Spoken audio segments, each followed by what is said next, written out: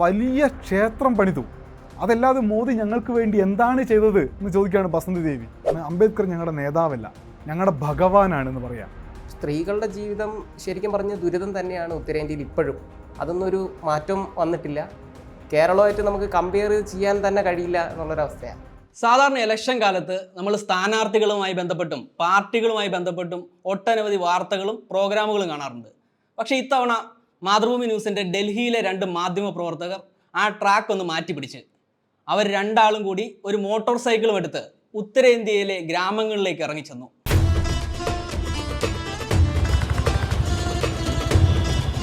ഒരു മാസം 8 സംസ്ഥാനങ്ങൾ, 4000 കിലോമീറ്റർ, പഞ്ചാബിൽ തുടങ്ങി ബംഗാൾ വരെ. തിരഞ്ഞെടുപ്പ് ചൂടിൽ ജീവിതം പറഞ്ഞ ഇന്ത്യൻ ഗ്രാമങ്ങൾ. ഏറ്റവും പാവപ്പെട്ട മനുഷ്യരുടെ ജീവിതമാണ് നമ്മൾ വോട്ടർ സൈക്കിൾ ഡയറിയിലൂടെ കാണിക്കാൻ ശ്രമിച്ചത്. ഞാൻ ശരിക്ക് കുറച്ച് അസൂയയോടെയാണ് നിങ്ങളോട് സംസാരിക്കുന്നത്. കാരണം നമ്മളൊക്കെ മാധ്യമ പ്രവർത്തകൻ എന്ന രീതിയിൽ നമ്മുടെ ആഗ്രഹങ്ങൾ പലപ്പോഴും പല ഗ്രാമങ്ങളിൽ ചെല്ലുക, പല ആളുകളിലേക്ക് എത്തുക, വിവിധ ആളുകളുടെ ജീവിതങ്ങൾ ഒപ്പിയെടുത്ത് അത് സമൂഹത്തിന് മുമ്പിലേക്ക് എത്തിക്കുക എന്നുള്ളതാണ് നമ്മുടെയൊക്കെ ഓരോ ആഗ്രഹങ്ങൾ. എല്ലാവർക്കും അത് സാധിക്കാറില്ല. ഈ ഒരു ഇലക്ഷൻ കാലത്ത് നിങ്ങൾക്ക് വലിയൊരു പരിധി വരെ അതിന് സാധിച്ചു. എങ്ങനെയായിരുന്നു വോട്ടർ സൈക്കിൾ ഡയറി? ഈ വോട്ടർ സൈക്കിൾ ഡയറി സത്യത്തിൽ നമ്മൾ ഈ തെരഞ്ഞെടുപ്പ് കാലത്തിൻ്റെ ഒരു 3-4 മാസം മുൻപ് പ്ലാൻ ചെയ്ത ഒരു ഐഡിയ ആണ്. അത് ആദ്യം ഈ ഐഡിയ വരുന്ന ഒരു സൈക്കിളിൽ സഞ്ചരിച്ച് വാർത്തകൾ ചെയ്താലോ എന്ന് വൈശാഖ് ഞാനും ഇങ്ങനെ ഒരുമിച്ചിരിക്കുന്ന സമയത്ത് സംസാരിക്കുകയും, അത് സൈക്കിൾ ആവുന്നേരം നമുക്ക് പോകാൻ കഴിയുന്നൊരു ദൂരത്തിനൊരു പരിധി ഉണ്ടല്ലോ, അപ്പോൾ പിന്നെ അത് ബൈക്കാക്കിയാലോ എന്ന് ഞാൻ ചോദിക്കുകയും, അങ്ങനെ ഞങ്ങൾ പരസ്പരം സംസാരിക്കുകയും നമ്മുടെ ബ്യൂറോയിലുള്ള മറ്റാളുകളും ഒപ്പം ഈ മാധ്യമരംഗത്തും പുറത്തുമൊക്കെയുള്ള പല ആളുകളായിട്ടുള്ളൊരു സംസാരത്തിലാണ് ഇതൊരു മോട്ടോർ സൈക്കിൾ എടുത്ത് കുറേ ദൂരം സഞ്ചരിച്ച ആളുകളോട് സംസാരിക്കാം എന്നൊരു ചിന്തയിലേക്ക് വന്നത്. അങ്ങനെ വരുമ്പോൾ തന്നെ നമുക്ക് എത്ര ദൂരം പോകാൻ പറ്റും, എത്ര ദിവസം എടുക്കാൻ പറ്റും, വാർത്തയുടെ രീതി എന്തായിരിക്കണം തുടങ്ങിയിട്ടുള്ള ഒരുപാട് ചർച്ച ഉണ്ടായിരുന്നു. അതിൽ വാർത്തയുടെ രീതി എന്തായിരിക്കണം, അതാണ് ഏറ്റവും പ്രധാനപ്പെട്ട കാര്യം. അത് നമ്മൾ സാധാരണ ഇപ്പം അജിത്ത് തന്നെ പറഞ്ഞ പോലെ സാധാരണ ഇലക്ഷൻ സമയത്ത് ചെയ്യുക, ഒരു സംസ്ഥാനത്തോ അല്ലെങ്കിൽ മറ്റേതെങ്കിലും സ്ഥലത്ത് പോയാൽ അവിടുത്തെ പ്രധാനപ്പെട്ട രാഷ്ട്രീയ നേതാക്കളെ കാണാനുള്ളൊരു ശ്രമം നടത്തും, അവരുടെ ബൈറ്റ് എടുക്കുക, അവർക്ക് എന്താണ് പറയാനുള്ളതെന്ന് നോക്കും. എന്താണ് പറയാനുള്ളത്? ഇപ്പം കോൺഗ്രസിൻ്റെ ഒരു നേതാവിനോട് മൈക്ക് വെച്ച് ചോദിച്ചാൽ ഞങ്ങൾ ജയിക്കും, ഞങ്ങൾക്ക് ഇത്ര സീറ്റ് കിട്ടും, ഞങ്ങൾക്ക് ഇവിടെ നിന്ന് സാധ്യത എന്ന് പറയും. BJPക്കാരോട് ചോദിച്ചാൽ ഞങ്ങളിപ്പോൾ അത് ചെയ്തിട്ടുണ്ട്, ഇത് ചെയ്തിട്ടുണ്ട്, മോദി അത് ഇത് എന്ന് പറയും. അതിനപ്പുറത്തേക്ക് കോർ ഇഷ്യൂ ചർച്ചയിലേക്ക് വരുത്താൻ ബുദ്ധിമുട്ടുണ്ടാവും. യഥാർത്ഥത്തിൽ ആരാണ് വോട്ട് ചെയ്യുന്നത് ഈ നാട്ടിലെ പല വിഭാഗത്തിൽപ്പെടുന്ന ജനങ്ങളാണ്. ആ ജനങ്ങൾക്ക് പറയാനുള്ള കാര്യങ്ങളുണ്ടാവും. പല വിഭാഗത്തിൽപ്പെടുമ്പോൾ നമ്മുടെ യാത്രയിൽ അങ്ങനെ പല വിഭാഗത്തിൽപ്പെടുന്ന ആളുകളെ കാണാൻ പറ്റിയിട്ടില്ല. കാര്യം 32 ദിവസം നീണ്ട യാത്രയാണ്. ഞങ്ങൾ തിരഞ്ഞെടുത്തത് ഉത്തരേന്ത്യയിലെ ഗ്രാമങ്ങളാണ്. ആ ഗ്രാമങ്ങളുടെ മനുഷ്യർ കഴിഞ്ഞ ഒരു 5-10 വർഷത്തിനിടെ ഈ ഭരണം അവരെ എങ്ങനെ ബാധിച്ചു എന്നുള്ള ഒരു അന്വേഷണമായിരുന്നു. ആ അന്വേഷണം കുറേയൊക്കെ നടത്താൻ പറ്റി എന്നുള്ളതാണ്. ഇനി ബാക്കി വൈശാഖ് പറയും. ഞങ്ങൾ ഇതിൻ്റെ ഒരു യാത്ര തുടങ്ങുന്ന ഘട്ടത്തിലൊക്കെ ഇത് എങ്ങനെ ആവും, ഇതിൻ്റെ ഔട്ട്, ഇതെങ്ങനെ പുറത്തു വരും, ഇതിനൊക്കെ ഒരു ഭയങ്കര കൺഫ്യൂഷനും കുറേ ബുദ്ധിമുട്ടൊക്കെ ഉണ്ടായിരുന്നു. ആദ്യ സ്റ്റോറി സമയത്തൊക്കെ തന്നെ നമ്മൾ പൂർണ്ണ തൃപ്തരാണോ എന്ന് ചോദിച്ചു കഴിഞ്ഞാൽ എങ്ങനെയാണ് ഇത് ഔട്ട്, എങ്ങനെ മുന്നോട്ട് പോകും. അപ്പോൾ നമ്മളെ സഹായിച്ച ഒരുപാട് മനുഷ്യരുണ്ട്. അത് നമ്മുടെ മാധ്യമ മേഖലയുണ്ട്, പുറത്തുനിന്നുണ്ട് സുഹൃത്തുക്കൾ. അപ്പോൾ അവരുടെ കുറേ നിർദ്ദേശങ്ങളൊക്കെയാണ് ഈ യാത്ര കുറേയും കൂടെ നല്ല രീതിയിൽ ചെയ്യാൻ പറ്റി. ആദ്യത്തെ കുറച്ച് ദിവസങ്ങളോടുകൂടി തന്നെ നമ്മളൊരു ട്രാക്കിലാവാൻ പറ്റി. അതൊരു വലിയ സംഭവമായിരുന്നു, അങ്ങനെ ഒരു സപ്പോർട്ട് കിട്ടുക എന്ന് പറയുന്നത്. പിന്നെ ഒരുപാട് സ്റ്റോറി നിർദ്ദേശങ്ങളൊക്കെ, മുകേഷിൻ്റെ നിർദ്ദേശം ഒരുപാട് ഉണ്ടായിരുന്നു, ഒരുപാട് പേരുടെ സ്റ്റോറി നിർദ്ദേശങ്ങളൊക്കെ ഉണ്ടായിരുന്നു. പിന്നെ സാധാരണ നമ്മൾ പോകുകയെന്ന് വെച്ച് കഴിഞ്ഞാൽ ഒരു സ്ഥലത്ത് പോവും, അവിടുത്തെ ആദ്യം ഒരു പാർട്ടി ഓഫീസിൽ പോവും, അവിടുത്തെ ആൾക്കാരായിട്ട് ചോദിക്കുക എവിടെയാണ് നിങ്ങളുടെ റാലി, അങ്ങോട്ട് പോവുക, നേതാക്കളുടെ പുറകെ പോവുക. ഇങ്ങനെ ഇന്ന് വിട്ട് ഒരു ഗ്രാമങ്ങളിലേക്ക്, പൂർണ്ണമായും ഗ്രാമങ്ങളിലേക്ക് പോകുന്ന ഒരു രീതിയാണ് എടുത്തത്. അപ്പോൾ അതെങ്ങനെയാണ് പിന്നെ ആൾക്കാർ പറയുന്നത്, കേരളത്തിലുള്ള മലയാളത്തിലാണല്ലോ ഇവർ ഹിന്ദി ബൈറ്റ് മലയാളത്തിൽ പറയും, ഇതെങ്ങനെ കൺവേ ആവും, ഇത് മനുഷ്യരെടുക്കോ എന്നൊക്കെ ചിന്തിച്ചാണ് പോയത്. പക്ഷേ സത്യം പറഞ്ഞു കഴിഞ്ഞാൽ നമ്മളെ കാട്ടി രാഷ്ട്രീയ വിവരമുള്ള ആൾക്കാരാണ് ഉത്തരേന്ത്യക്കാർ. ചിലരുടെ ബൈറ്റൊക്കെ കേട്ട് കഴിഞ്ഞാൽ നമ്മൾ ഞെട്ടിപ്പോവും. അങ്ങനെ പൊളിറ്റിക്കൽ ബൈറ്റ് പറയുന്ന ആ, നല്ല മനുഷ്യരാണ്, സ്നേഹമുള്ള ആൾക്കാരാണ്. ഒരുപാട് അനുഭവങ്ങളൊക്കെ ഉണ്ടായിരുന്നു, ഒരുപാട് നല്ല അനുഭവങ്ങളൊക്കെ ഉണ്ട് ഈ യാത്രയിൽ. ജീവിതത്തിൽ മറക്കാൻ പറ്റാത്ത ഒരു യാത്രയായിരുന്നു. രണ്ടാൾ യാത്രയെക്കുറിച്ചാണ് പറഞ്ഞത്. സാധാരണ നമ്മൾ ഇവിടുന്ന് അറിയാത്ത ഇന്ത്യ എന്നൊക്കെ പറയും. പക്ഷേ ഈ വാട്ടർ സൈക്കിൾ ഡയറിയിലൂടെ നിങ്ങൾ ശരിക്കും നമുക്ക് പകർത്തിയെടുത്ത് തന്നത് അറിയാത്ത ഇന്ത്യയിലെ കുറേ കാഴ്ചകളാണ്. ശരിക്കും എങ്ങനെയായിരുന്നു അവരുടെ രാഷ്ട്രീയ ബോധം, അവിടുത്തെ സംസ്കാരങ്ങൾ, ആചാരങ്ങൾ, അതൊക്കെ എങ്ങനെയായിരുന്നു? അതിൽ ആദ്യത്തെ 2-3 ആളുകളെ കണ്ട അനുഭവം ഞാൻ പറയാം. അതിൽ ഒന്നാമത്തത് ബസന്തി ദേവി. ബസന്തി ദേവി ഡൽഹി എന്ന് പറയുമ്പോൾ നമ്മുടെ മനസ്സിൽ കുറേ കെട്ടിടങ്ങൾ അല്ലെങ്കിൽ ഭരണസിരാ കേന്ദ്രത്തിൻ്റെ കുറേ അടയാളങ്ങളല്ലേ വരിക. അതേ ഡൽഹിയിലുള്ള ഒരു ഗ്രാമപ്രദേശമുണ്ട്, മയൂർ വിഹാറിലെ വയൽ പ്രദേശം. ആ വയൽ പ്രദേശത്ത് ഞാനും വൈശാഖ് ഒരു ദിവസം വൈകിട്ട് പോയി ആ ഗ്രാമത്തിനെ കുറിച്ച് ഒരു വാർത്ത ചെയ്യണം. അതെന്തെന്നൊന്നും അറിയില്ല. അവിടെ പോവാം, അവിടുത്തെ മനുഷ്യർക്ക് പറയാനുള്ളത് കേൾക്കാമെന്ന് കരുതിയാണ് പോയത്. അവിടെ പോയപ്പോൾ കുറേ നേരം നമ്മളവിടെ ഇരുന്നു, ആളുകളോട് സംസാരിച്ചു. ഒരു റഹ്മാൻ എന്നൊക്കെ പേരുള്ള ഒരു കക്ഷിയോടൊക്കെ സംസാരിച്ചു. അയാൾ യുപിയിലാണ്, അയാളുടെ വീട് നേരത്തെ ഉണ്ടായിരുന്ന വീട് ഇവിടെയാണ് താമസം, ഡ്രൈവറാണ്, കേരളത്തിൽ വന്ന കഥയൊക്കെ പറഞ്ഞു. അതിന് ശേഷമാണ് നമ്മൾ ഈ വയലിൽ പണിയെടുത്തുകൊണ്ടിരിക്കുന്ന ആളുകളോട് സംസാരിക്കാൻ വേണ്ടി പോയത്. അപ്പോൾ മല്ലിക്ക് മണ്ണ് കൂട്ടിയിട്ടുകൊണ്ടിരിക്കുക അവരോട് നമ്മൾ അവരുടെ ജീവിതത്തിനെ കുറിച്ചൊക്കെ ചോദിച്ചു. അപ്പോൾ ഇങ്ങനെ സംസാരിച്ച് വന്നപ്പോൾ ബസന്തി ദേവി അവർക്ക് എന്താണ് കിട്ടിയതെന്നൊക്കെ നമ്മൾ ചോദിച്ചപ്പം അവരൊരു വീട് ചൂണ്ടിക്കാണിച്ചു തന്നു. വീട് ചൂണ്ടിക്കാണിച്ച് തരുമ്പോൾ വീട് എന്ന് പറയുന്ന ഒരു കുടിലാണ്. കുടിൽ പിന്നെ നമ്മുടെ നാട്ടിലൊക്കെ പണ്ടുണ്ടായിരുന്ന, ഇപ്പം വളരെ കുറവ് മാത്രമുള്ള പല ഓല പോലെയുള്ള സാധനങ്ങൾ, ഓലയല്ല ഇവിടെ ഉള്ളത്, മറ്റ് സാധനങ്ങളാണ്. അത്തരം സാധനങ്ങളൊക്കെ ഇപ്പം കടുക് എടുത്തു കഴിഞ്ഞാൽ അതിൻ്റെ കമ്പ് വരൂലേ, ആ കടുകിൻ്റെ കമ്പും അതല്ലെങ്കിൽ മറ്റു ചില മറയൊക്കെ വെച്ചിട്ട് മറച്ച് വെച്ച ഒരു ചെറിയ കുടിലാണ്. ആ കുടിൽ ചൂണ്ടിക്കാണിച്ചിട്ട് അതിൻ്റെ ബസന്തി ദേവി പറയാണ്, അതാ എൻ്റെ വീട്, ചെറുതാണ് പക്ഷെ നല്ലതാണ് എന്ന് പറയുക ബസന്തി ദേവി. അപ്പം നിങ്ങൾ ആർക്കാണ് വോട്ട്, ആരാണ് നിങ്ങളെ നേതാവ്? ഞങ്ങൾക്ക് ഇവിടെ ഈ യമുന നദി തീരത്താണ് ഈ ഗ്രാമം. യമുന നദി കരകവിയുമ്പോൾ എല്ലാ വർഷവും കരകവിയും. അപ്പോൾ ഇവരൊക്കെ അപ്പുറത്ത് റോഡിലേക്ക് പോയി താമസിക്കും ഒരു 2-3 ആഴ്ച. ആ സമയത്ത് ഇവരുടെ വീടൊക്കെ വെള്ളത്തിലായിരിക്കും. വെള്ളം വലിഞ്ഞു കഴിയുമ്പോൾ വീണ്ടും അവരവിടെ വന്ന് താമസിച്ച് ഇതൊക്കെ ക്ലീൻ ചെയ്ത് വീട് വീണ്ടും ഉണ്ടാക്കിയെടുത്തിട്ട് ജീവിക്കുന്ന വളരെ പാവപ്പെട്ട മനുഷ്യരാണ്. അപ്പം അവരിങ്ങനെ സംസാരിച്ച് വന്നപ്പോൾ ഞാൻ ചോദിച്ചു, രാമക്ഷേത്രത്തിൽ പോയോ എന്ന് ഞാൻ ചോദിക്കാനുള്ള കാര്യം, രാമക്ഷേത്രം വോട്ടിനെ വലുതായി സ്വാധീനിക്കുന്നതാണല്ലോ പൊതുവെയുള്ളൊരു പ്രചാരണം. അപ്പം രാമക്ഷേത്രത്തിൽ പോയെന്ന് ഞാൻ അവരോട് ചോദിക്കുമ്പം എന്തിന് പോകാനാണ്, ചിത്രം കാണുന്നുണ്ടല്ലോ, മോദി പൈസ അയച്ചു തരട്ടെ, ഞങ്ങൾ പാവങ്ങളല്ലേ, പൈസ അയച്ചു തന്നാൽ ഞങ്ങൾ പോവാം എന്നാണ് അവർ പറയുന്നത്. അത് കഴിഞ്ഞിട്ട് അവർ പറയുകയാണ്, വലിയ ക്ഷേത്രം പണിതു, അതല്ലാതെ മോദി ഞങ്ങൾക്ക് വേണ്ടി എന്താണ് ചെയ്തത് എന്ന് ചോദിക്കുകയാണ് ബസന്തി ദേവി. ഇത് നമ്മൾ ഒരു ഗ്രൗണ്ട് മനസ്സിലാക്കാതെ വേറെ എവിടെയെങ്കിലും ഇരുന്നിട്ട് പിന്നെ ഇതാണ് ആളുകൾ ചർച്ച ചെയ്യുന്ന വിഷയം എന്നൊക്കെ വെറുതെ പറയുന്നതിനപ്പുറത്തേക്ക് മനുഷ്യരോട് പോയി നേരിട്ട് സംസാരിച്ചാലേ അവരിങ്ങനത്തെ രാഷ്ട്രീയം പറയും. ആ രാഷ്ട്രീയമാണ് നമ്മൾ ഈ യാത്രയിൽ കണ്ട ഏറ്റവും പ്രധാനപ്പെട്ടത്. 2 ആളെ പറ്റി കൂടി പറയാം. ആഗ്രയിൽ നമ്മൾ താജ്മഹലല്ലേ ആഗ്ര മനസ്സിൽ വരിക. താജ്മഹലിൻ്റെ പിറകിലൊക്കെ ഒരുപാട് ഗ്രാമങ്ങളുണ്ട്. അങ്ങനെ ഒരു ഗ്രാമത്തിൽ പോയി, കച്പുര ഗ്രാമത്തിൽ പോയി, അത് ഷൂ ഉണ്ടാക്കുന്ന ആൾക്കാരുടെ ഗ്രാമമാണ്. അവിടെ നമ്മളിങ്ങനെ നടന്നുകൊണ്ടിരിക്കുമ്പോൾ കുറേ ആൾക്കാരോട് സംസാരിച്ചു. അപ്പം താജ്മഹൽ തേജോമഹൽ ആക്കണം എന്നൊക്കെ പറഞ്ഞ് BJP-ക്കാർ കാര്യമായ പ്രചാരണം കഴിഞ്ഞ് കുറച്ച് വർഷങ്ങളാക്കിയിട്ട് നടത്തുന്നുണ്ട്. അപ്പം അതിനെക്കുറിച്ച് ഇങ്ങനെ ചോദിക്കായിരുന്നു. അപ്പം ഒരു പയ്യൻ എന്ന് പറയുമ്പോൾ ഇൻസൈഡാക്കി, കുറച്ച് പഴക്കമുള്ള ഡ്രസ്സാണ്, പക്ഷേ ഇൻസൈഡാക്കി മുടിയൊക്കെ വാർന്നു വെച്ച് സുന്ദരമായി വസ്ത്രമൊക്കെ ധരിച്ചിട്ട് നിൽക്കുന്ന ഒരു പയ്യൻ വന്ന് മൈക്കിൻ്റെ മുന്നിലേക്ക് നിന്ന്. ഞാൻ മൈക്ക് വെച്ചു. ജതിൻ അല്ലേ വൈശാഖ പേര്? ജതിന് ഞാൻ മൈക്ക് വെച്ചപ്പോൾ പറയാണ്, ജതിൻ പറയാണ്, സർക്കാർ കുറേ ചെയ്യാൻ ശ്രമിക്കുന്നുണ്ട്, പക്ഷേ ഇവിടെ ജോലിയില്ല, ഇവിടെ കൂലിയില്ല, വിലക്കയറ്റം കൂടുതലാണ്, ഇത് പരിഹരിക്കാനുള്ള ശ്രമം വേണം എന്ന് ജതിന് പറയാണ്. ജതിന് 17 വയസ്സാണ് പ്രായം. ഓൻ ആ ഡ്രസ്സൊക്കെ ചെയ്ത് വന്ന് നിൽക്കുമ്പേ അതൊരു കാഴ്ചയാണ്. നമ്മുടെ വാർത്തയുണ്ട്, നമുക്ക് വാർത്ത നമ്മുടെ പ്ലേലിസ്റ്റ് കാണും, അത് യൂട്യൂബിൽ.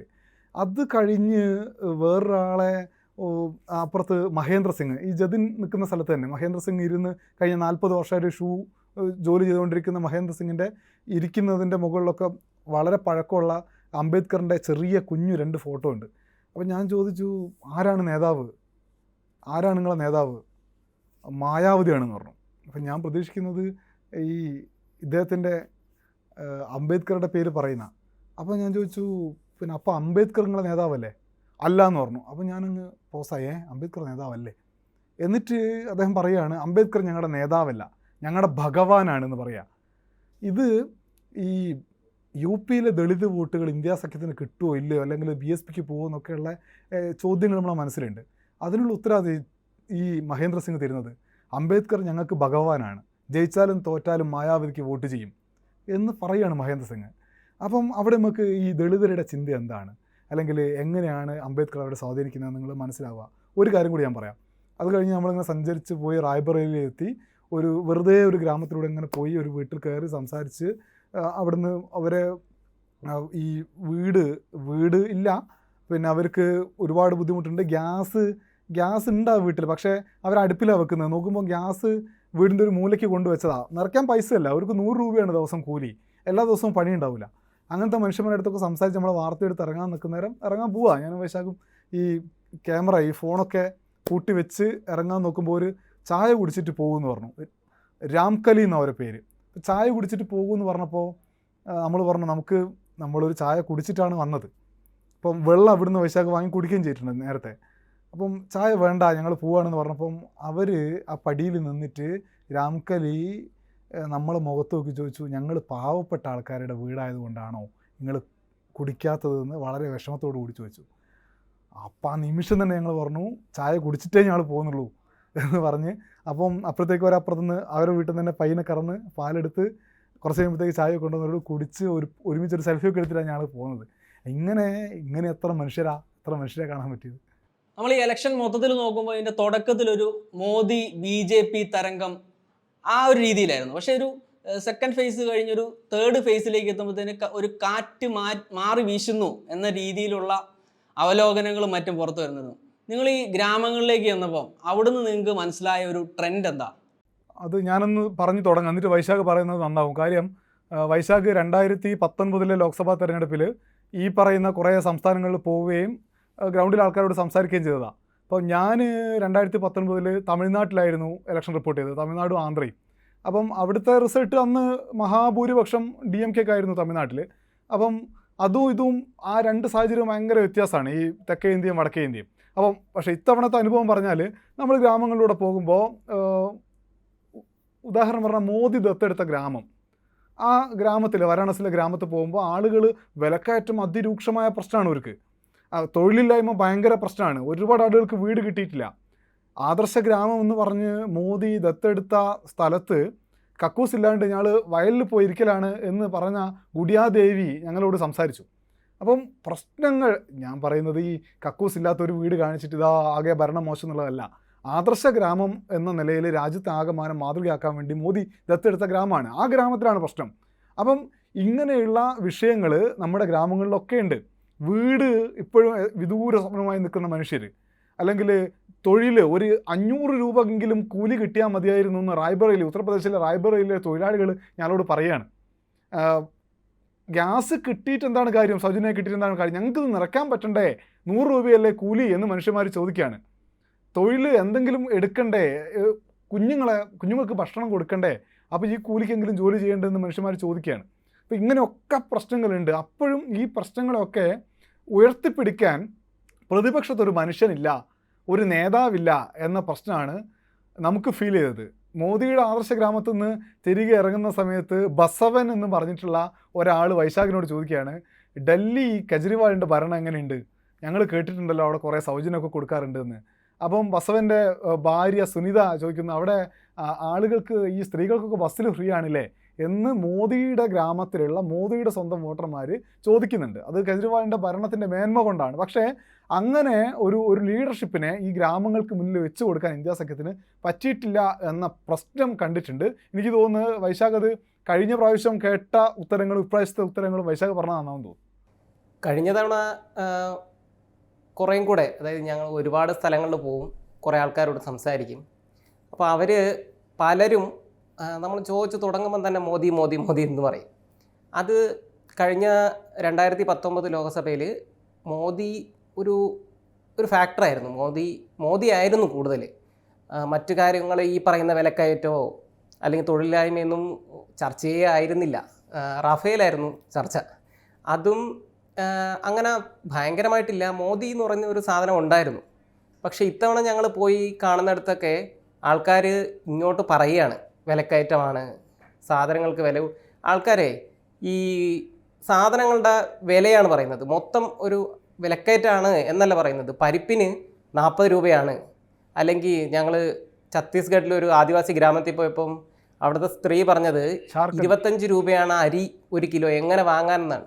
ജാർഖണ്ഡിൽ പോയപ്പോൾ 25 രൂപയാണ് 1 കിലോ അരിക്ക് എന്നാണ് അവർ പറയുന്നത്. അങ്ങനെ വിലക്കയറ്റവും പിന്നെ തൊഴിലില്ലാത്ത വിഷയവും ഒക്കെ ഈ തെരഞ്ഞെടുപ്പിൽ ആൾക്കാർ പറയുന്നുണ്ട്. അത് നമ്മൾ അങ്ങോട്ട് ചോദിച്ചിട്ട് പറയുന്നതല്ല, വെറുതെ മൈക്ക് വെച്ചിട്ട് എങ്ങനെയാണ് നമ്മൾ ചോദിക്കുന്നതും ലൈറ്റ് ചോദ്യമാണ്, എന്തുണ്ട് അല്ലെങ്കിൽ എങ്ങനെയാണ് നിങ്ങളുടെ ഭരണം അല്ലെങ്കിൽ എങ്ങനെയുണ്ട് ജീവിതം എന്നൊക്കെയാണ് ചോദിക്കുന്നത്. അപ്പോൾ അവരാണ് ഇങ്ങോട്ട് എല്ലാ കാര്യങ്ങളും, ഈ വിലക്കയറ്റം, തൊഴിലില്ലായ്മയുള്ള വിഷയങ്ങൾ, ജീവിക്കാനുള്ള ബുദ്ധിമുട്ട്, പൈസ ഇല്ലാത്ത പ്രശ്നം, മനുഷ്യരുടെ കയ്യിൽ പൈസ ഇല്ല എന്നുള്ളൊരു വലിയ പ്രശ്നമാണ്, അതിങ്ങനെ ഇങ്ങോട്ട് പറയുന്നുണ്ട്. മോദി തരംഗം ഒന്നും ഉണ്ടാകുമെന്ന് എനിക്ക് തോന്നുന്നില്ല. ഇതിപ്പം ഞങ്ങളിപ്പോൾ കുറച്ച് സ്ഥലത്താണ് പോകുന്നത്, ഉത്തർപ്രദേശിലെ കുറേ സ്ഥലങ്ങളിലൂടെ സഞ്ചരിക്കുന്നു, അതുകൊണ്ട് മൊത്തം ഒരു വേവ് തിരിച്ചറിയാനൊന്നും കഴിയില്ല. പക്ഷേ മോദി എന്ന് പറയുന്ന ഒരു ഫാക്ടർ അതിഭീകരമായിട്ടൊന്നും ഇല്ല. ആൾക്കാരങ്ങനെ മോദി എന്ന് പറയുന്നതൊന്നും ഞങ്ങളുടെ ബൈറ്റിൽ തന്നെ വളരെ കുറവാണ്. അപ്പോൾ അങ്ങനെ ഒരു തരംഗത്തിൻ്റെ ഒരു ഇത് ഉണ്ടോയെന്ന് എനിക്ക് അറിയില്ല, ഉണ്ടാവാൻ സാധ്യതയില്ല. ഇപ്പം നിങ്ങൾ പറഞ്ഞതിൽ വെച്ചിട്ട് മോദി പ്രഭാവം 2019 പോലെ ഇല്ലയെന്ന് തന്നെ പറയാം. പക്ഷേ പ്രതിപക്ഷത്തെ പ്രധാന നേതാവായി ഉയർത്തി കാട്ടപ്പെടുന്ന രാഹുൽ ഗാന്ധിയുടെ ഇമേജിന് 2019 നിന്നും വല്ല മാറ്റങ്ങളുമുണ്ടോ? അവിടുത്തെ ജനങ്ങളും ഗ്രാമീണരും ഒക്കെ ഏത് രീതിയിലാണ് രാഹുൽ ഗാന്ധിയെ നോക്കി കാണുന്നത്? രാഹുൽ ഗാന്ധി ഇല്ല. രാഹുൽ ഗാന്ധി നമ്മൾ പോകുന്ന സ്ഥലങ്ങളിൽ, ഇവിടെ പഞ്ചാബിൽ രാഹുൽ ഗാന്ധി ഒരു വലിയ ലീഡറായിട്ട് ആളുകൾ എടുത്തായിട്ട് നമ്മൾ കണ്ടിട്ടില്ല. ഹരിയാനയിലേക്ക് വരുമ്പം ഹരിയാനയിൽ ഒരു ലീഡറെ വെച്ചിട്ടല്ല, ഹരിയാനയിൽ പ്രതിപക്ഷം എന്ന് പറയുന്ന അവിടുത്തെ കർഷകർ നേരിട്ട പ്രശ്നങ്ങളുമാണ് അവിടെ പ്രതിപക്ഷത്തിന് കരുത്തായിട്ട് നിൽക്കുന്നത്. തൊഴിലില്ലായ്മ ഒരു പ്രധാനപ്പെട്ട പ്രശ്നമാണ് ഹരിയാനയിൽ. ഡൽഹിയിൽ വരുമ്പോൾ രാഹുൽ ഗാന്ധി ഒരു വിഷയമല്ല. ബസന്തി ദേവിനോട് രാഹുൽ ഗാന്ധിനെ പറ്റി ചോദിച്ചപ്പോൾ അയാളെ പറ്റിയൊന്നും ഞങ്ങൾ പറയുന്നില്ലേ എന്നാണ് പറഞ്ഞത്. അത് കഴിഞ്ഞ് നമ്മൾ ഡൽഹി കഴിഞ്ഞ് യു പിയിലേക്ക് പോകുമ്പോൾ യു പിയിൽ നമ്മൾ ഹാത്രസിൽ ബലാത്സംഗം ചെയ്ത് കൊല്ലപ്പെട്ട പെൺകുട്ടിയുടെ വീട്ടിൽ പോയപ്പോൾ രാഹുൽ ഗാന്ധി, അഖിലേഷ്, ഈ 2 നേതാക്കളെ പറ്റി അവർ പറഞ്ഞിട്ടുണ്ട്. എന്നാലും നമ്മൾ മറ്റു സ്ഥലങ്ങളിൽ പോകുമ്പോൾ വളരെ ചുരുക്കം സ്ഥലങ്ങളിലെ രാഹുൽ ഗാന്ധീൻ്റെ പേര് ഉയർന്നു കേൾക്കുന്നുള്ളൂ. അത് കഴിഞ്ഞ് നമ്മൾ ബീഹാറിലേക്ക് പോകുമ്പോൾ ബീഹാറിൽ തേജസ്വിയാണ് നേതാവ്, രാഹുൽ ഗാന്ധി അല്ല പ്രതിപക്ഷത്തിൻ്റെ. അത് കഴിഞ്ഞ് നമ്മൾ ജാർഖണ്ഡിലേക്ക് പോകുമ്പോൾ അവിടെ സോറൻ തന്നെയാണ് പ്രധാനപ്പെട്ട നേതാവ്, അല്ലെങ്കിൽ കോൺഗ്രസ് എന്ന് പറയുന്നത്. രാഹുൽ ഗാന്ധി എന്നുള്ള ഒരു വലിയ ഫാക്ടറായിട്ട് അവിടെയും നമുക്ക് കാണാൻ പറ്റിയിട്ടില്ല. അത് കഴിഞ്ഞിട്ട് നമ്മൾ ഒഡീഷയിലേക്ക് പോകുമ്പോൾ എന്താണ് സ്ഥിതി? ഒഡീഷയിൽ കോൺഗ്രസ് അത്രയധികം ചിത്രത്തിലുള്ളതായി തോന്നിയിട്ടില്ല. പക്ഷേ അത് കഴിഞ്ഞ് നമ്മൾ ബംഗാളിൽ, ഒറീസയിൽ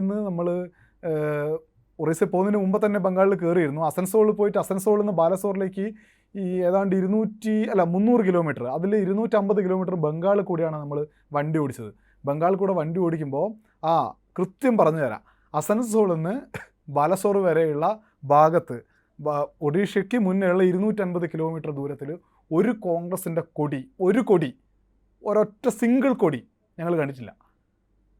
കൊടി പോലും ഇല്ലാത്ത സ്ഥലത്ത് രാഹുൽ ഗാന്ധി ഉണ്ടാവില്ലല്ലോ. കൊൽക്കത്തയിൽ പോയി ചില ആൾക്കാരോട് സംസാരിച്ചപ്പോൾ കൊൽക്കത്തയിലെ ഇൻറ്റാലി മാർക്കറ്റിൽ പോയിട്ട് ഒരു കക്ഷിയായിട്ട് സംസാരിച്ചപ്പോൾ അയാൾ പറയുകയാണ്, വിദ്വേഷത്തിൻ്റെ രാഷ്ട്രീയമല്ല, ഇവിടെ സ്നേഹത്തിൻ്റെ, പ്രേമത്തിൻ്റെ, പ്രേംക എന്നാണ് അദ്ദേഹം പറഞ്ഞത്. ആ പ്രേമത്തിൻ്റെ രാഷ്ട്രീയം, സ്നേഹത്തിൻ്റെ രാഷ്ട്രീയം വേണമെന്ന് പറഞ്ഞ് അദ്ദേഹം പറഞ്ഞപ്പോൾ ഞാൻ പറഞ്ഞു, രാഹുൽ ഗാന്ധി പറഞ്ഞിട്ടുണ്ടല്ലോ ഈ വെറുപ്പിൻ്റെ മാർക്കറ്റിൽ സ്നേഹത്തിൻ്റെ ഒരു കട തുറക്കും എന്നുള്ളത്. അപ്പോൾ അദ്ദേഹം പറഞ്ഞു രാഹുൽ ഗാന്ധിക്ക് ഒരു അവസരം കൊടുക്കണം എന്ന് പറഞ്ഞു. അതല്ലാതെ രാഹുൽ ഒരു വലിയ ഫാക്ടറായി നിൽക്കുന്നില്ല എന്നാണ് ഈ സ്ഥലങ്ങളിലൂടെ ഒക്കെ പോയപ്പോൾ എനിക്ക് മനസ്സിലായ കാര്യം. രാഹുലിൻ്റെ കാര്യം അനൂപ് പറഞ്ഞു. ഈ നമ്മുടെ മുത്തശ്ശി പാർട്ടിയുടെ അവസ്ഥ എന്താണ്?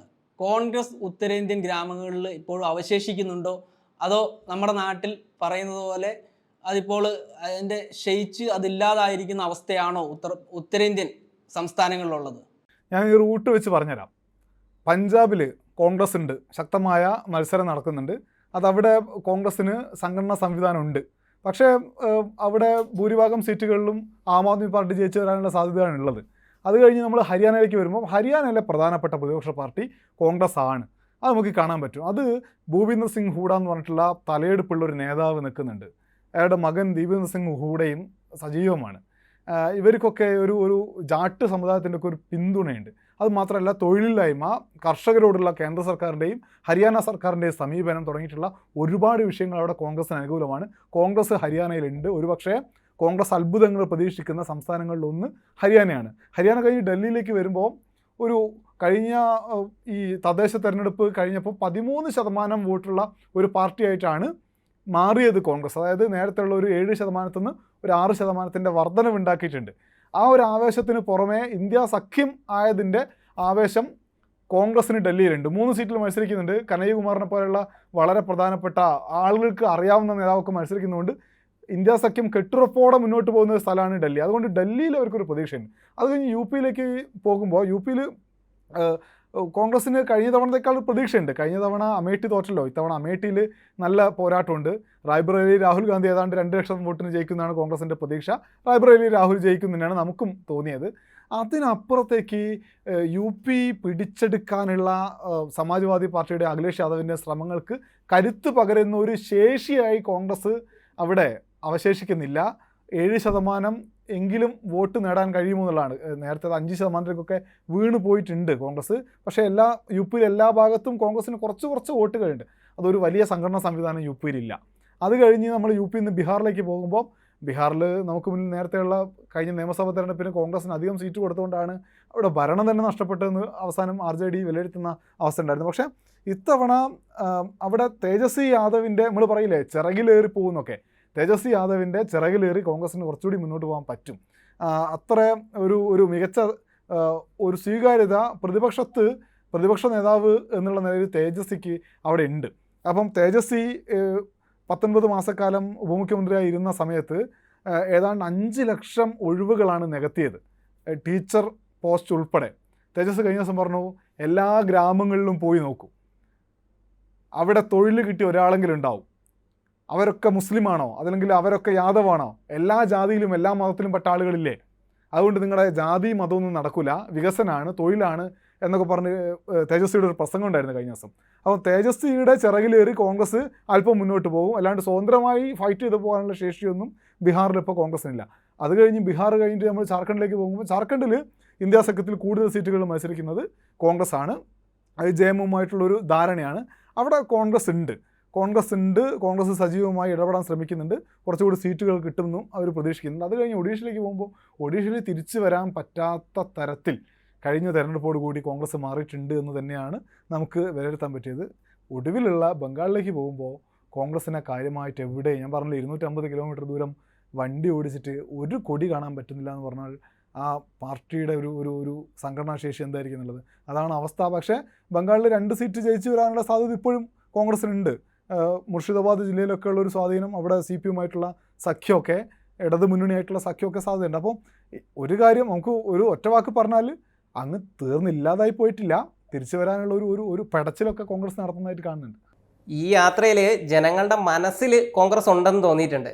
നമ്മളിപ്പോൾ ഒരുപാട് സ്ഥലത്ത് പോവും, പലർക്കും അങ്ങനെ രാഹുൽ ഗാന്ധി നമ്മൾ ചോദിക്കുമ്പോഴായിരിക്കും രാഹുൽ ഗാന്ധി അങ്ങനെ ഒരു ഇതാണ്. അല്ലാണ്ട് രാഹുൽ ഗാന്ധിയെക്കുറിച്ച് മോശമോ നല്ലതോ പറയുന്നില്ല. പക്ഷേ എല്ലാ സ്ഥലത്തും കോൺഗ്രസ് എന്ന് പറയുമ്പോൾ ആൾക്കാർക്ക് അറിയാം, ഇഷ്ടമാണ്, അങ്ങനെ ഒരു ഇത് തോന്നിയിട്ടുണ്ട്. എൻ്റെ ഒരു തോന്നലാണ്. അപ്പോൾ ബംഗാളിനെ കുറിച്ചും CPM-നെ കുറിച്ചും ഒക്കെ അറിയാൻ മലയാളികൾക്ക് ഏറെ താല്പര്യം ഉണ്ടാവും. നിങ്ങളുടെ യാത്ര അവസാനിക്കുന്നതും വെസ്റ്റ് ബംഗാളിലാണ്. ബംഗാളിൽ എങ്ങനെയാണ്? CPM അതിൻ്റെ തിരിച്ചുവരവിൻ്റെ ഒരു പാതയിലാണോ? ബംഗാളിൽ ഒരുപാട് സീറ്റൊന്നും നേടി CPM തിരിച്ചു വരുന്നൊരു കാഴ്ച ഇപ്രാവശ്യം ഉണ്ടാവില്ല. പക്ഷേ CPM അവിടെ വോട്ട് ശതമാനം ഉറപ്പായിട്ടും വർദ്ധിപ്പിക്കാൻ പോവുകയാണെന്നുള്ളത് 100% ഉറപ്പാണ്. അത് പിന്നെ നമ്മൾ അവിടെ കണ്ട ആളുകളോട് സംസാരിക്കുമ്പോൾ ഒക്കെ അത് മനസ്സിലാവുന്നുണ്ട്. ഞാൻ പറഞ്ഞില്ലേ നേരത്തെ, നമ്മൾ അസൻസോളിൽ നിന്ന് ബാലസോർ വരെയുള്ളൊരു യാത്ര, ആ യാത്ര പിന്നിട്ട് പോകുമ്പോൾ ഏറ്റവും കൂടുതൽ കൊടികളുള്ളത് BJP-യുടേതാണ്. അതിനോട് പൊരുതി നിന്ന് കൊടികളുള്ളത് തൃണമൂൽ കോൺഗ്രസിൻ്റെതാണ്. പക്ഷേ എല്ലാ സ്ഥലത്തും CPM ഉണ്ട്.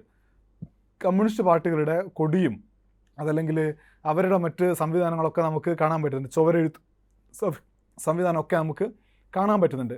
അതിന് പുറമെ CPM ഇപ്രാവശ്യം രംഗത്തിറക്കിയ സ്ഥാനാർത്ഥികളിൽ 9 പേർ 40 വയസ്സിന് താഴെ പ്രായമുള്ള ആൾക്കാരാണ്. ആ 40 വയസ്സിന് താഴെ പ്രായമുള്ള ആൾക്കാരെന്ന് പറഞ്ഞാൽ വെറുതെ ഇപ്പോൾ തെരഞ്ഞെടുപ്പിന് തൊട്ട് മുൻപ് എവിടെയെങ്കിലും പിടിച്ചു കൊണ്ടുവച്ച ആൾക്കാരല്ല. അവർ SFI DYFI ആയി സജീവമായിട്ട് പ്രവർത്തിച്ച് നിൽക്കുന്ന ആളുകളാണ്. ആ ആളുകൾ ജാദവ്പൂർ മണ്ഡലം, അതിന് പുറമെ കൊൽക്കത്ത സൗത്ത് മണ്ഡലം ജയിക്കൂല, പക്ഷേ വോട്ട് വർദ്ധിപ്പിക്കാൻ ഒരുപക്ഷെ 2ാം സ്ഥാനത്തെത്താൻ സാധ്യതയുണ്ട്. കൊൽക്കത്ത സൗത്ത് എന്നുള്ളതാണ് ഒരു വിലയിരുത്തലുള്ളത്. ജാദവ്പൂരിൽ വോട്ട് വർദ്ധിപ്പിക്കും. അപ്പോൾ മുർഷിദാബാദിൽ സ്റ്റേറ്റ് സെക്രട്ടറി സലീം മത്സരിക്കുന്ന മണ്ഡലമാണ്. അവിടെ ജയിക്കാനുള്ള സാധ്യതയാണ്, ഇപ്പം ഉറപ്പായി 2ാം സ്ഥാനത്തെത്തും, പക്ഷേ ജയിക്കാനുള്ള സാധ്യത ഉണ്ട് എന്നതാണ് CPMൻ്റെ ഒരു പൊതു വിലയിരുത്തൽ. ആ മണ്ഡലം മാത്രം ജയിക്കാനാണ് സാധ്യത, മറ്റിടങ്ങളിൽ ജയസാധ്യത അവർ പറയുന്നില്ല, എന്നാലും വോട്ട് വർദ്ധിപ്പിക്കും എന്നുള്ളതാണ്. പല മണ്ഡലങ്ങളിലും വോട്ട് വർദ്ധിപ്പിക്കുമെന്ന ഉറപ്പ് അവർക്കുണ്ട്. അതിന് ഒരു കാരണം, ഏറ്റവും ഒടുവിൽ ബംഗാളിൽ ഉപതെരഞ്ഞെടുപ്പ് നടന്ന, നിയമസഭാ ഉപതെരഞ്ഞെടുപ്പ് നടന്ന സഹകൃതികി മണ്ഡലത്തിൽ അവിടെ നേരത്തെ തൃണമൂൽ കോൺഗ്രസ് ആയിരുന്നു MLA. 20,000-ലധികം വോട്ടിന് ജയിച്ചിട്ടാണ് അവിടെ തൃണമൂൽ കോൺഗ്രസ് സ്ഥാനാർത്ഥി MLA ആയിട്ട് എത്തിയത്. 2ാം സ്ഥാനത്ത് BJP ആയിരുന്നു. ഉപതെരഞ്ഞെടുപ്പ് നടന്നപ്പോൾ എന്ത് സംഭവിച്ചു എന്ന് പറഞ്ഞാൽ CPMും ഇടതു പാർട്ടികളും പിന്തുണയ്ക്കുന്ന കോൺഗ്രസ് സ്ഥാനാർത്ഥി 20,000-ലധികം വോട്ടിന് ജയിച്ചു. 2ാം സ്ഥാനത്ത് തൃണമൂൽ കോൺഗ്രസ്, BJPയുടെ വോട്ട് കുറഞ്ഞ് 3ാം സ്ഥാനത്തേക്ക് BJP പോയി. ഏതാണ്ട് 16,000 വോട്ടാണ് BJPക്ക് അവിടെ ഒരു 3 വർഷത്തെ ഗ്യാപ്പിൽ നഷ്ടപ്പെട്ടു പോകുന്നത്. അപ്പം ഇത് ഇടതു മുന്നണിക്ക് അനുകൂലമായ, അല്ലെങ്കിൽ ഇടതു കോൺഗ്രസ് സഖ്യത്തിന് അനുകൂലമായ ഒരു മണ്ണ് ബംഗാളിൽ പരുവപ്പെടുന്നുണ്ട് എന്നുള്ള തോന്നൽ ഇവർക്കുണ്ടാക്കുകയും കഴിഞ്ഞ തദ്ദേശ തെരഞ്ഞെടുപ്പിൽ അതിനനുസരിച്ച് ഇടപെടുകയും ചെയ്തു. അതിനനുസരിച്ച് ഇടപെട്ടപ്പോൾ കോൺഗ്രസിനും ഇടതു മുന്നണിക്കും കൂടി 23% വോട്ട് കിട്ടി. അത് കഴിഞ്ഞൊരു 10 വർഷത്തെ ചരിത്രത്തിൽ വലിയ വോട്ട് ശതമാനത്തിലെ വർധനവാണ് ഉണ്ടായത്. ആ വോട്ട് ശതമാനത്തിലെ വർധനവ് ഇപ്പോൾ ഉണ്ടാവുമെന്നാണ് ഈ കോൺഗ്രസിൻ്റെയും ഇടതു മുന്നണിയുടെ പ്രതീക്ഷ. അതിൻ്റെ മറ്റൊരു കാര്യം, ഇടതു മുന്നണി പിടിച്ചു നിൽക്കാൻ പറ്റാതിരുന്നപ്പോൾ അണികൾ പലരും BJPക്ക് വോട്ട് ചെയ്തിരുന്നുവെന്ന് അവിടുത്തെ നേതാക്കൾ തന്നെ സമ്മതിക്കുന്നുണ്ട്. ആ വോട്ടുകൾ ഇത്തവണ തിരിച്ചെത്തും. അങ്ങനെ തിരിച്ചെത്തുമ്പോൾ BJP വോട്ടുകൾ കുറയും, ഇടതു മുന്നണി വോട്ടുകൾ കുറച്ചുകൂടി വർദ്ധിക്കുകയും ചെയ്യും എന്നുള്ള പ്രതീക്ഷയാണ് അവർ പങ്കുവെക്കുന്നത്. നമ്മളൊരു നാരായണനോട് സംസാരിച്ചിരുന്നു. നാരായണൻ 46 വർഷം മുൻപ്, അതായത് CPMൻ്റെ ഭരണം തുടങ്ങിയ കാലത്ത് കേരളത്തിൽ നിന്ന് ഒരു സഞ്ചിയായിട്ട് ട്രെയിന് കയറി ബംഗാളിൽ ഇറങ്ങിയതാണ് ജോലിക്ക് വേണ്ടി. അതിനുശേഷം അവിടുന്ന് പാർട്ടി മെമ്പറായി, പുരോഗമന കലാസാഹിത്യ സംഘമായിട്ടൊക്കെ ഇപ്പോഴും അദ്ദേഹം പ്രവർത്തിക്കുന്നുണ്ട്. പാർട്ടി ബ്രാഞ്ച് സെക്രട്ടറി ആയിരുന്നു. പാർട്ടിയുടെ പ്രതാപകാലത്ത് കൊൽക്കത്തയിലെ ഒരു വാർഡ്, ആകെ ഒരു 4 വാർഡ് ചേർന്നാണ് അവിടെ ഒരു നിയമസഭാ മണ്ഡലം. അതിലെ ഒരു വാർഡിലെ ബ്രാഞ്ച് സെക്രട്ടറി ആയിരുന്നു ഈ നാരായണനോട് സംസാരിച്ചപ്പോൾ നാരായണൻ പഴയ നിരാശയൊക്കെ കഴിച്ച് മാറ്റി നിർത്തി നാരായണൻ പ്രചാരണത്തിന് ഇറങ്ങുകയാണ്. പ്രചാരണത്തിന് ഇപ്പോൾ കൂടുതൽ ആളുകൾ ഇറങ്ങുന്നുണ്ട്, വീട്ടുകളിൽ നിന്നുള്ള പ്രതികരണം ഉണ്ടെന്ന് പറയുന്നു. ജയം അല്ല, വോട്ട് വർദ്ധിപ്പിക്കും, വോട്ട് വീതം വർദ്ധിപ്പിക്കുന്നത് നാരായണനും പറയുന്നുണ്ട്. അപ്പം അവിടെ CPMനെ സംബന്ധിച്ച് ചില ശുഭവാർത്തകൾ വരാനുള്ള സാധ്യതയാണ് നമുക്ക് മനസ്സിലാവുന്നത്. അനൂപ, എല്ലാ ഇലക്ഷനിലും ഓരോ പുതിയ താരോദയങ്ങൾ ഉണ്ടാവാറുണ്ട്. നിങ്ങൾ ഈ യാത്രയിലുടനീളം കണ്ടത് വെച്ച് ഇത്തവണത്തെ ഈ ഇലക്ഷനിലെ പുത്തൻ താരോദയം ആരാണ്? അങ്ങനെ ഒരു നേതാവ് ആരാണ്? എനിക്ക് തോന്നുന്നത് നമ്മൾ കൂടുതൽ സ്ഥലത്തുനിന്നും കെജ്രിവാളിനെ കുറിച്ച് ആളുകൾ പറയുന്നുണ്ട്. അത് കെജ്രിവാളിനെ പഞ്ചാബിൽ പറയുന്നുണ്ട്, ഹരിയാനയിൽ കെജ്രിവാളിനെ പറയുന്നുണ്ട്, ഡൽഹിയിൽ കെജ്രിവാളിനെ പറയുന്നുണ്ട്, UPയിൽ മോദിയുടെ മണ്ഡലത്തിൽ നിന്ന് കെജ്രിവാളിനെ കുറിച്ച് ആളുകൾ ചോദിച്ചിട്ടുണ്ട്. ഇതാണ് കെജ്രിവാൾ എന്നുള്ള പേര് ഞാൻ പറയാനുള്ള ഒരു കാരണം. കെജ്രിവാൾ നടപ്പിലാക്കുന്ന പദ്ധതികൾ ജനങ്ങളുടെ മനസ്സിലുണ്ട്. തൊഴിലില്ലായ്മ, വിലക്കയറ്റം, മറ്റൊരുപാട് പ്രശ്നങ്ങൾ നേരിടുന്ന മനുഷ്യൻ്റെ മുന്നിലേക്ക് കുറേ സൗജന്യങ്ങളും സദ്ഭരണവുമായിട്ട് കെജ്രിവാൾ നിൽക്കുന്നുണ്ട് എന്നത് നമ്മൾ ഓർക്കണം. അതൊന്നാമത്തത്. രണ്ടാമത്തത്, എനിക്ക് ഇന്ത്യൻ രാഷ്ട്രീയത്തിൽ, അത് നമ്മൾ വളരെ എല്ലാ സ്ഥലത്തും സ്വാധീനം ഉണ്ട് എന്നുള്ളതല്ല, ഇന്ത്യൻ രാഷ്ട്രീയത്തിലെ അത്യുജ്വലനായിട്ടുള്ള നേതാവായിട്ട് വളർന്നു വരുന്നത് തേജസ്വി യാദവ് ആണ് എന്നാണ് എനിക്ക് മനസ്സിലാവുന്ന കാര്യം. തേജസ്വി, നമ്മൾ ബീഹാറിലെ ഗ്രാമങ്ങളിൽ പോയി ചോദിക്കുമ്പം തേജസ്വിൻ്റെ കൂടെ യുവജനങ്ങളുണ്ട്. തേജസ്വി അടുത്ത മുഖ്യമന്ത്രി ആകും എന്ന് അവിടുത്തെ BJPക്കാർ പോലും പറയുന്നുണ്ട്. അപ്പം തേജസ്വി മുന്നോട്ട് വെക്കുന്ന പൊളിറ്റിക്സ് എന്താണ്? മുന്നോട്ട് വെക്കുന്ന പൊളിറ്റിക്സ് യുവജനങ്ങളോട് നിങ്ങൾക്ക് തൊഴിൽ തരുന്ന പറയുകയല്ല ചെയ്യുന്നത്. നമ്മുടെ കേന്ദ്ര സർക്കാർ അല്ലെങ്കിൽ BJP കഴിഞ്ഞ തവണ അധികാരത്തിലേക്ക് വരുന്നതിന് തൊട്ട് മുൻപ് അവർ പ്രകടന പത്രിക പറഞ്ഞ കാര്യം 1 വർഷം 2 കോടി തൊഴിലവസരങ്ങൾ ഞങ്ങൾ സൃഷ്ടിക്കുന്നതാണ്. പക്ഷേ ലക്ഷക്കണക്കിന് തൊഴിലവസരങ്ങൾ റെയിൽവേയിലും മറ്റു പൊതുമേഖലാ സ്ഥാപനങ്ങൾ ഉണ്ടായിട്ട് പോലും അതുപോലും നികത്താതിരിക്കുന്ന കാഴ്ച ഒരു വശത്തുണ്ട്.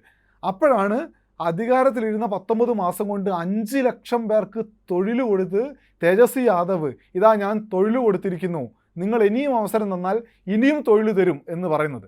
അത് യുവജനങ്ങൾ വിശ്വസിക്കാൻ സാധ്യതയുണ്ട്. 34 വയസ്സുള്ള ഒരു ചെറിയ ചെക്കനാണ് തേജസ്വി. ആ തേജസ്വി അനുദിനം ഒരു ലീഡർ എന്നുള്ള നിലയ്ക്ക് വളർന്നുകൊണ്ടിരിക്കുകയാണ്. RJD എന്ന് പറയുന്നത് ഇന്ത്യ ചരിത്രത്തിൽ ഇതുവരെ BJPയുമായിട്ട് കൂട്ടുകൂടാത്ത, സംഘപരിവാർ പ്രസ്ഥാനങ്ങളുമായിട്ട് സഖ്യത്തിലേർപ്പെടാത്ത ഒരു പാർട്ടിയാണ്. ആ പാർട്ടിയുടെ നേതാവായിരുന്ന ലാലു പ്രസാദ് യാദവാണ് രഥയാത്രയുമായിട്ട് അദ്വാനി വന്നപ്പോൾ സമസ്തിപൂരിൽ വെച്ച് തടഞ്ഞ് അദ്വാനിയെ അറസ്റ്റ് ചെയ്ത് കൊണ്ടുപോയത്.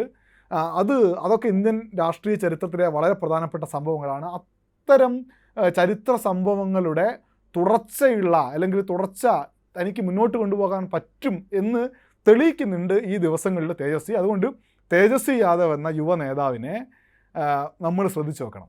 ഇപ്പം നമ്മുടെ വോട്ടർ സൈക്കിൾ ഡയറി കുറേ സ്ത്രീകളുടെ ജീവിതങ്ങൾ കാണിച്ചു തരികയുണ്ടായി.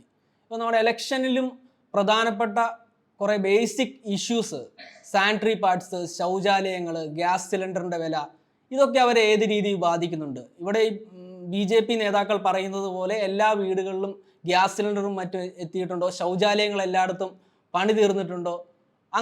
ഈ കാര്യങ്ങളിൽ എങ്ങനെയാണ് നിങ്ങൾക്ക് തോന്നിയത്? സ്ത്രീകളുടെ വിഷയം പറയുകയാണെങ്കിൽ, സ്ത്രീകൾ നമ്മുടെ നാട്ടിലെ സ്ത്രീകൾ ജീവിക്കുന്നത് പോലെ അല്ല ഉത്തരേന്ത്യയിലെ സ്ത്രീകൾ ജീവിക്കുന്നത്. കുറച്ചും കൂടെ കഷ്ടപ്പാടാണ്. ഗ്യാസ് എല്ലാ സ്ഥലത്തും ഗ്യാസ് കൊടുക്കുന്നുണ്ട്, ഫ്രീ ആയിട്ട് കൊടുക്കുന്നുണ്ട്. ഒരുപാട് സ്ഥലത്ത് ഗ്യാസ് ഫ്രീ ആയിട്ട് കിട്ടിയിട്ടുണ്ട്, പക്ഷേ അവർക്ക് നിറയ്ക്കാൻ പൈസയില്ല. അതുപോലെ തന്നെ കറണ്ടില്ലാത്ത 1 or 2 വീട് നമ്മൾ കണ്ടിരുന്നു. അപ്പോൾ കറണ്ടില്ലാത്ത കുറേ ബുദ്ധിമുട്ടുകൾ അവർക്കുണ്ടാവും. അതുപോലെ നമ്മുടെ നാട്ടിലൊക്കെ പണ്ട് കണ്ടിട്ടുള്ളൊരു സാധനമാണ് ഈ വെള്ളം ഇങ്ങനെ പമ്പ് ചെയ്തെടുക്കുന്ന കുഴൽക്കിണറിൻ്റെ ഒരു സിസ്റ്റം. നമ്മുടെ നാട്ടിലിപ്പോൾ ഇല്ലത്. എവിടെയെങ്കിലും 1 or 2 ഒക്കെ അതൊക്കെ ഒരു പുരാവസ്തു പോലെയാണ്. പക്ഷേ ഒഡീഷയിൽ അത് പുതിയത് വെക്കുന്നുണ്ട്. അപ്പോൾ കറണ്ടില്ലാത്തതുകൊണ്ടാണ് അത് വെക്കുന്നത്. അപ്പോൾ അങ്ങനെ വെള്ളത്തിൻ്റെ ഒരു പ്രശ്നമുണ്ട്. വെള്ളത്തിൻ്റെ പ്രശ്നം ഭീകരമായിട്ട് എല്ലാ സ്ഥലത്തും ഉണ്ട്. ഒരുപാട് സ്ഥലത്ത് പൈപ്പ് കിട്ടി, പക്ഷേ ആൾക്കാർ വെള്ളം ഈ സ്ത്രീകൾ ചുമന്നാണ് കൊണ്ടുവരുന്നതൊക്കെ. അപ്പോൾ അങ്ങനെ ജീവിക്കാനുള്ള ബുദ്ധിമുട്ട് സ്ത്രീകൾക്ക് ഉത്തരേന്ത്യയിൽ കൂടുതലാണ്.